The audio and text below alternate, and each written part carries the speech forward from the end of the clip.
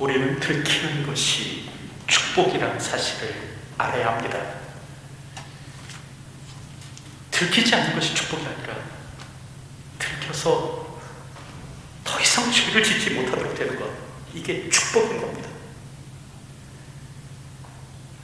얼마 전 수자원공사 한 직원이 85억 원을 횡령한 사건이 보도되었는데, 이 사람이 단번에 이 돈을 횡령한 것은 아니었습니다. 처음에는 이제 작은 돈으로 시작했다가 점점 액수가 늘어나서 2020년 한 해만 18억 원을 횡령했다고 합니다. 이제 현재 형사 고발되어서 조사 중에 있다고 하는데, 여러분, 이처럼 사탄은 처음부터 우리에게 거대한 범죄를 짓도록 그렇게 부추기지는 않습니다. 처음부터 살인해라, 가늠해라 바라지는 않습니다. 여러분, 다윗의 이유가 그러하죠. 다윗은 단지 멀리서 목욕하는 여인을 봤을 뿐입니다. 그 정도는 괜찮지 않겠어? 라고 한 거죠. 하지만 이것이 출발점이 되어서 다윗은 행음과 살인을 하게 됩니다. 우리가 알던 다윗의 범죄는요, 계획 범죄는 아니었습니다. 다윗이 처음부터 의도하고 작정하고 죄를 지은 것은 아니었죠.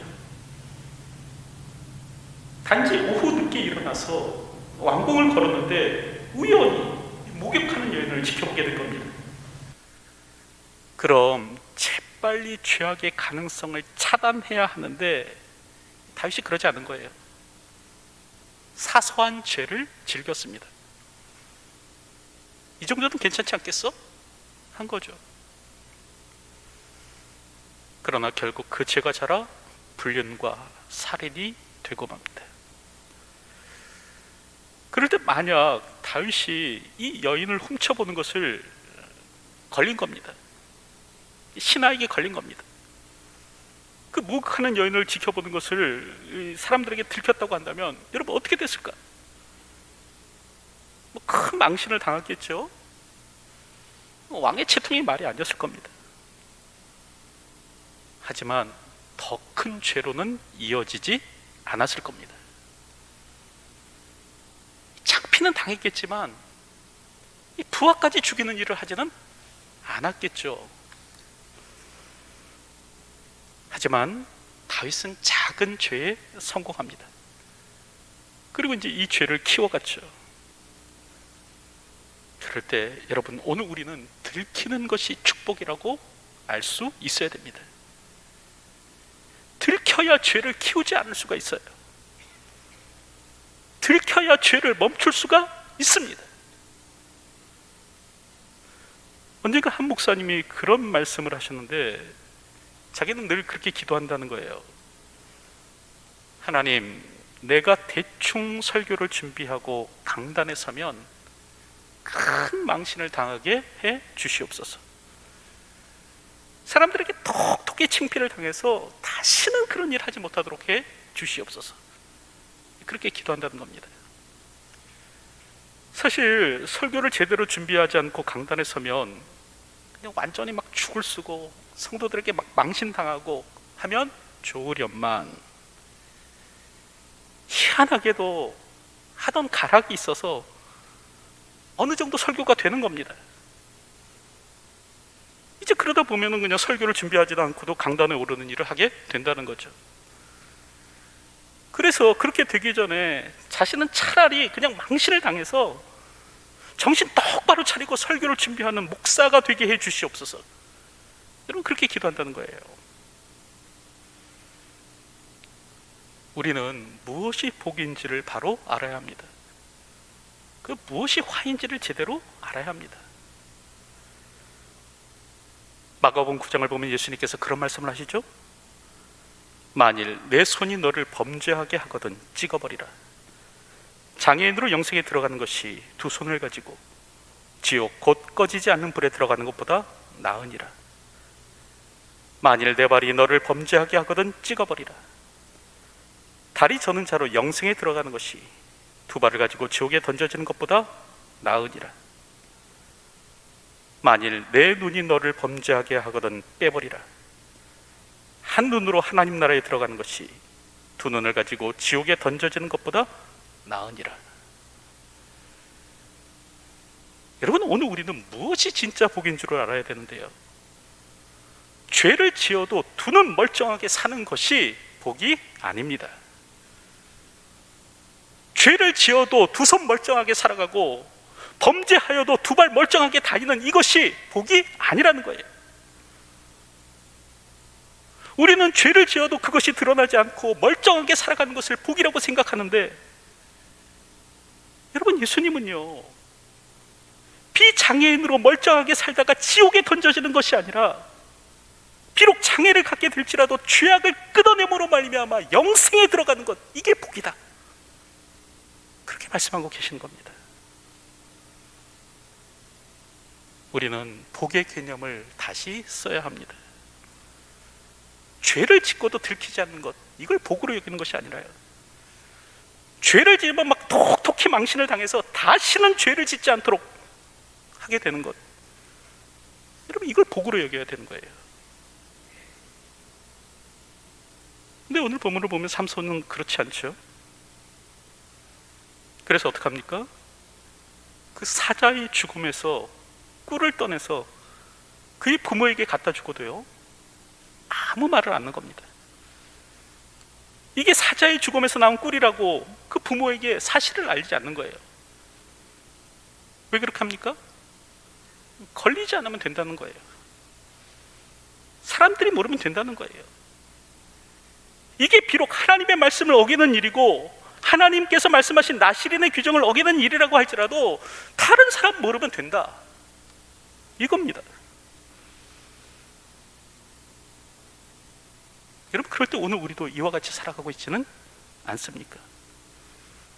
들키지만 않으면 된다, 그렇게 여기고 있지는 않습니까?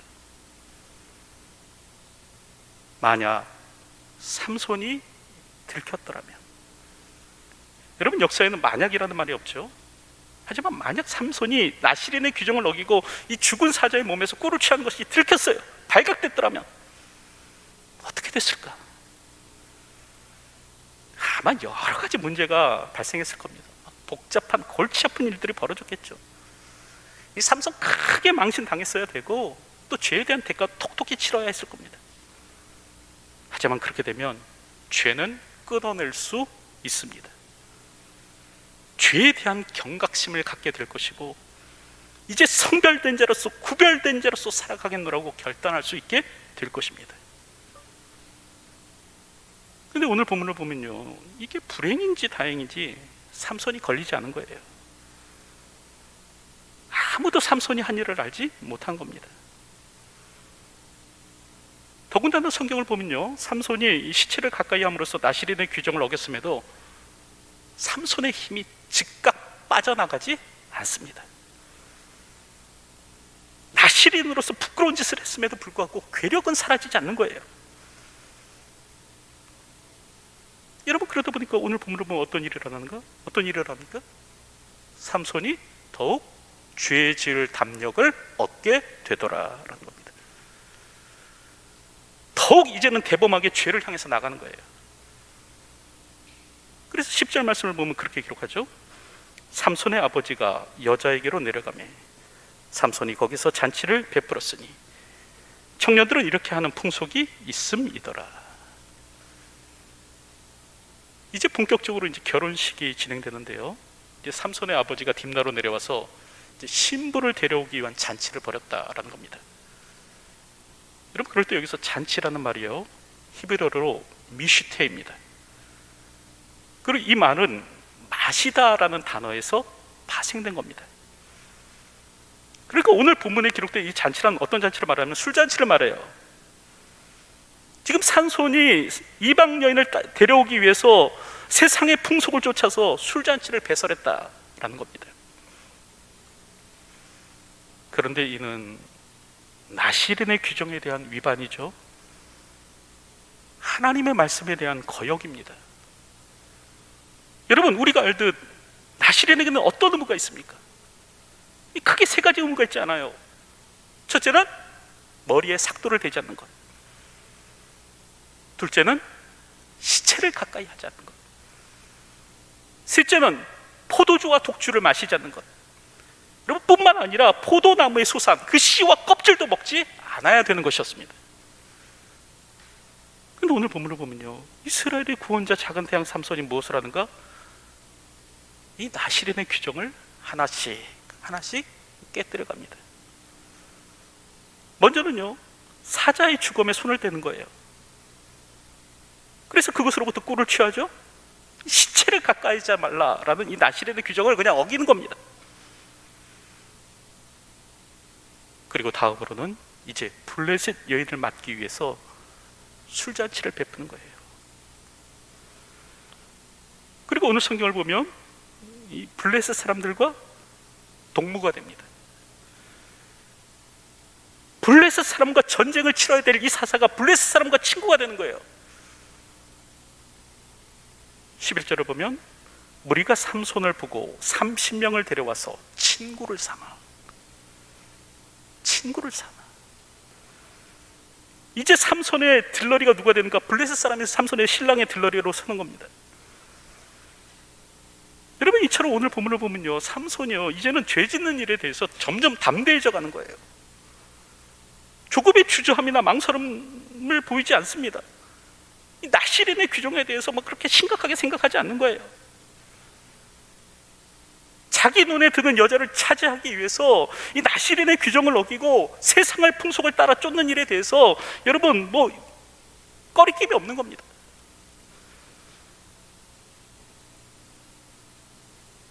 죄는 죄를 낳는 성질이 있죠. 그리고 그 죄는 사망에 이르게 합니다. 그래서 죄의 삭은 사망이요라고 말씀하는 거예요.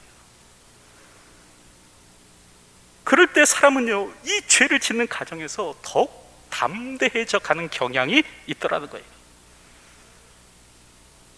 처음에는 작은 죄로 시작했을지라도 이제는 용서받지 못할 죄까지도 담대하게 행하는 것이죠. 그럴 때 이는 삼손 씨도 마찬가지였는데 첫 번째 나시린의 규정을 깨는 겁니다. 그래서 어떻게 하는가? 이제 두 번째 규정도 쉽게 깨는 거예요. 사자의 주검에서 꿀을 따내는 일에 성공하자 이제는 세상의 풍속을 쫓아 술잔치를 베풀면서 이방 여인을 데려오는 일에도 꺼리낌이 없는 겁니다.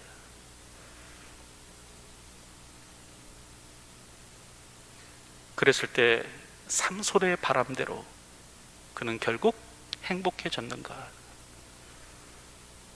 그 눈에 보기에 좋은 여인과 결혼해서 이후로 삼손은 행복하게 살게 되었는가?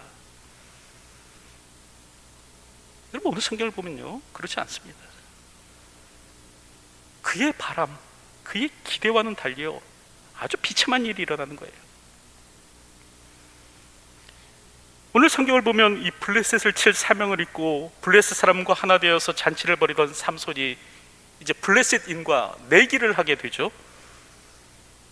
그 블레셋인과의 동의하에서 이제 잔치하는 7일 동안 삼손이 낸 수수께끼를 맞추는 일을 한 겁니다. 이 삼손이 낸 수수께끼를 블레셋인이 맞추면 삼손이 블레셋 사람에게 베옷 30벌과 겉옷 30벌을 주고, 블레셋 사람이 맞추지 못하면 이 블레셋 사람이 이제 삼손에게 베옷 30벌과 겉옷 30벌을 주기로 그렇게 내기한 겁니다. 그러면서 삼손은 수수께끼를 내죠. 먹는 자에게서 먹는 것이 나오고 강한 자에게서 단 것이 나왔느니라. 이게 뭐겠냐라는 겁니다. 여러분, 그럴 때 이는 블레셋 사람이 맞출 수 없는 것이었습니다. 왜냐하면 이 수수께끼는요, 삼손 개인의 경험에서 나온 것이기 때문에 그렇습니다. 삼손이 사자를 죽이고 꿀을 딴 사건에서 나온 것이기 때문에 이 수수께끼는요, 삼손이 아니고서는 누구도 맞출 수 없는 것이었어요. 그러자 블레셋 사람들이 삼손의 아내를 위협하죠. 내 남편을 꾀어 그 수수께끼를 우리에게 알려달라. 여러분, 협박하는 겁니다. 그랬을 때 삼손의 아내는 어떤 결정을 내렸는가? 그녀는 동족의 협박에도 불구하고 남편의 사랑을 선택했을까? 아니면 남편을 버리고 동족을 택했을까? 오늘 성경을 보면요, 삼손의 아내는요 기꺼이 삼손을 버려버립니다. 자기보다 자신의 동족을 택하는 거예요. 그래서 삼손 앞에서 울기 시작합니다. 사사기 14장 16절을 보면 삼손의 아내가 그의 앞에서 울며 이르되 당신이 나를 미워할 뿐이요 사랑하지 아니하는도다. 우리 민족에게 수수께끼를 말하고 그 뜻을 내게 알려주지 아니하는도다 하는지라. 이 삼손의 아내가 이 여인들의 가장 강력한 무기인 이 눈물을 가지고 삼손의 마음을 뒤흔들어 놓는 거예요. 그러면서 이제 17절을 보면 7일 동안 그들이 잔치할 때 그의 아내가 그 앞에서 울며 그에게 강요함으로, 그렇게 말씀합니다. 강요했다. 다시 말하면 괴롭혔다는 거예요. 일주일 내내 울면서 그냥 삼손을 괴롭힌 겁니다. 여러분, 그렇자 삼손이 어떻게 합니까? 자신의 아내를 믿고 그 부모에게도 이르지 않은 수수께끼의 정답을 알려주는 거예요.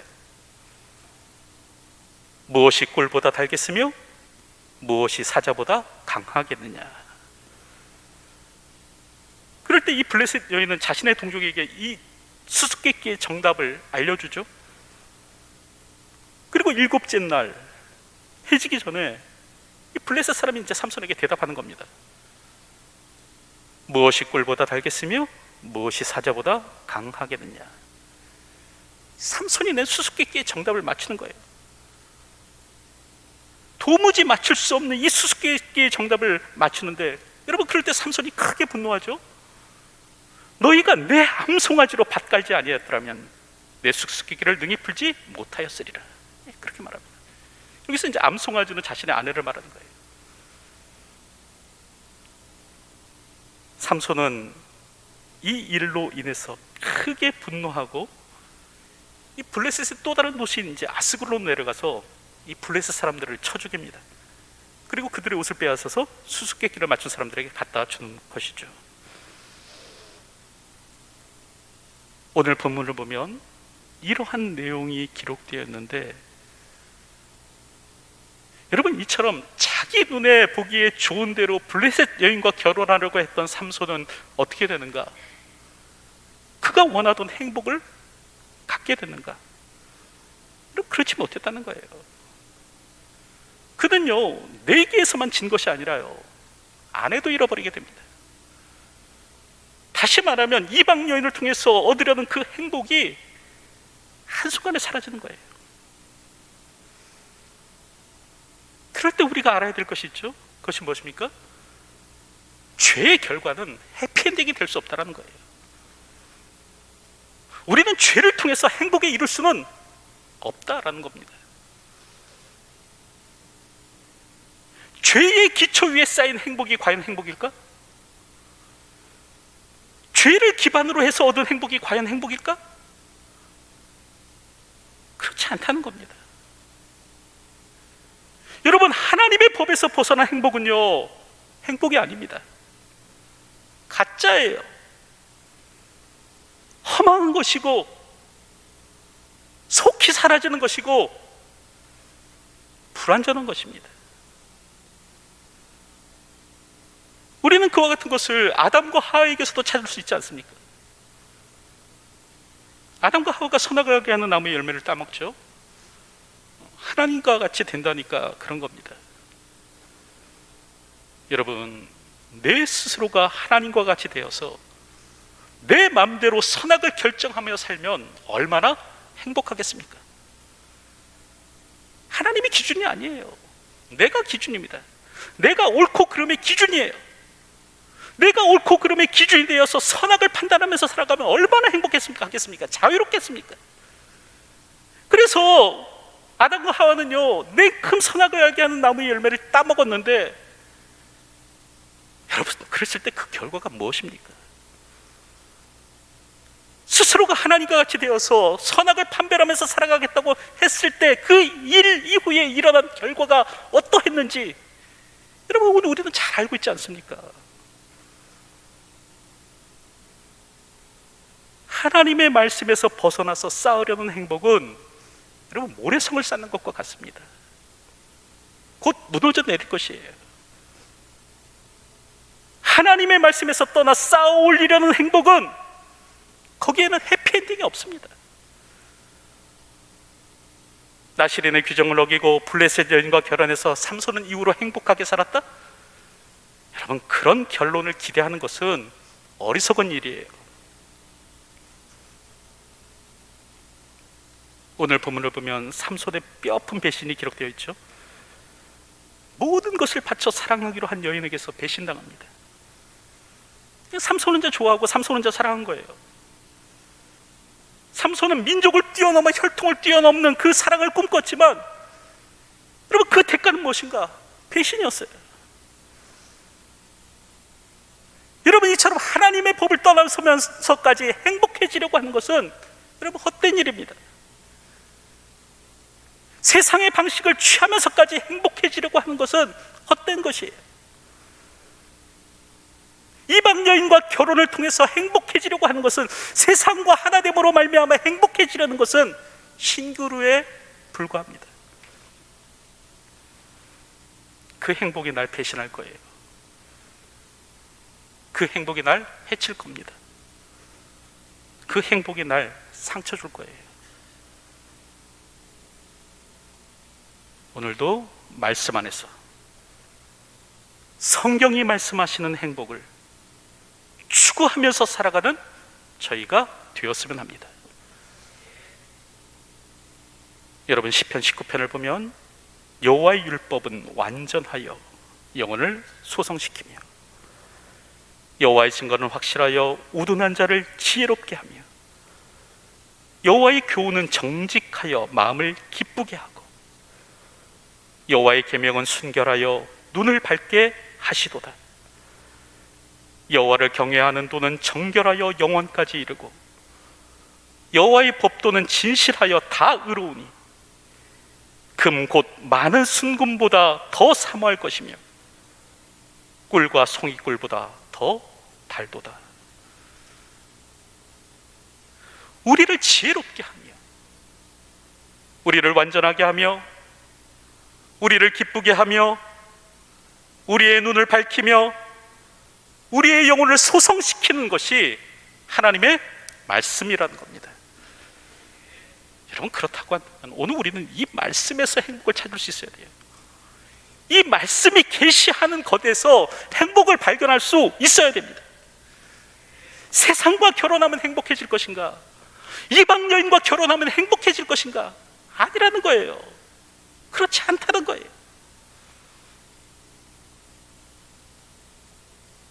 오늘도 우리의 눈을 현혹시키는 가짜 행복에 속지 마시고 말씀이 제시하는 행복을 찾고 붙잡으며 살아가는 저와 여러분의 삶이 되었으면 합니다. 이제 말씀을 맺으려고 하는데요, 여러분 삼손은 이스라엘의 작은 태양이었습니다. 시대의 어둠을 밝힐 사람이었어요. 그럼에도 불구하고 그는 당시 그 시대의 사람처럼 살아갑니다.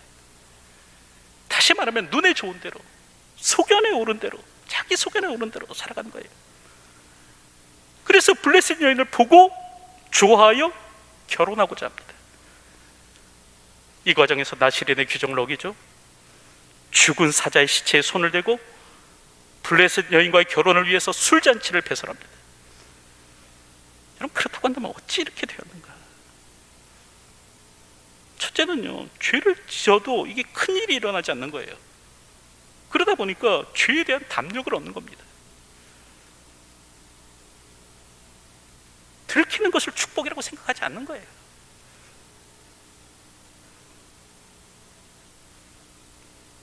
둘째는 말씀의 법 밖에서 행복을 찾는 겁니다. 그러니까 이방 여인과 결혼하면 내가 행복하리라 생각하는 거죠. 오늘 우리는 이런 삼손의 어리석음에서 벗어나야 됩니다. 우리의 행복은 하나님의 말씀 안에 거할 때 주어집니다. 오늘도 이것을 알고 기억하며 고백함으로 이 땅을 살아가는 저와 여러분의 삶이 되시길 주님의 이름으로 축원드립니다. 기도하겠습니다. 하나님, 오늘도 우리가 누구인지를 깨닫게 하여 주시기를 소원합니다. 이 시대의 어둠을 밝힐 자로서 우리의 사명이 있음을 기억하게 하여 주시고, 오늘도 하나님의 사람으로 구별된 인생 살아가는 저희가 되게 하여 주시옵소서. 죄로 인해서 담력을 얻으며 살아가는 인생 되지 않도록 도와주시고, 하나님의 말씀의 법 밖에서 행복을 찾는 어리석음을 범하지 않는 저희가 되게 하여 주시옵소서. 우리의 행복은 하나님의 말씀 안에 있음을 고백하오니 오늘도 하나님의 말씀 안에 머물며 이 땅을 살아가는 주의 백성 되게 하여 주시옵소서. 예수님의 이름으로 기도하옵나이다. 아멘.